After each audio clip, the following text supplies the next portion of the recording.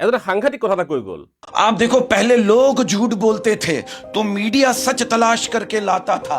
अब मीडिया झूठ बोलता है और लोग सच तलाश करके लाते हैं। আগতে মানুহবিলাকে মিছা কথা কৈছিল, মানুহে মিছা কথা কৈছিল আৰু মিডিয়াই মিছাবোৰ বিচাৰি বিচাৰি সত্য প্ৰতিষ্ঠা কৰিছিল।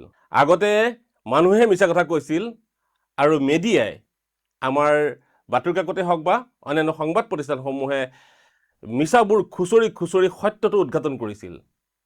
আৰু এতিয়া মিডিয়াই সংবাদ প্ৰতিষ্ঠানসমূহে মিছা কথা ক'বলৈ আৰম্ভ কৰিছে আৰু মানুহবোৰে সঁচাটো খুচৰি খুচৰি উলিয়াবলৈ আৰম্ভ কৰিছে। কি হ'ল দেশৰ গতি এবাৰ ভাবি চাওকচোন। এই কথাটো এবাৰ আপোনাক ভবাই তোলা নাইনে যে আগতে মানুহবিলাকে মিছা কথা কৈছিল, মানুহে দুৰ্নীতি গাপ দিব বিচাৰিছিলে, বিভিন্ন ছল চাতুৰিৰ আশ্ৰয় লৈছিল, মিছা কথাৰে তেওঁলোকে আভুৱা ভৰিবলৈ যত্ন কৰিছিল। আৰু তেতিয়া সংবাদ প্ৰতিষ্ঠানসমূহে সংবাদ মাধ্যমে প্ৰকৃত সত্যটো কি উদ্ঘাটন কৰি ৰাইজৰ ওচৰত দেখুৱাইছিল। সেইকাৰণে দুৰ্নীতি কম আছিল। আৰু এতিয়া স্বয়ং সংবাদ মাধ্যমে, যি সংবাদ মাধ্যমে আগতে সত্যটো উদ্ঘাটন কৰিছিল, এতিয়া সেই সংবাদ মাধ্যমে সত্যটো লুকুৱাই মিছা কথাবোৰ প্ৰচাৰ কৰিবলৈ আৰম্ভ কৰিছে। আৰু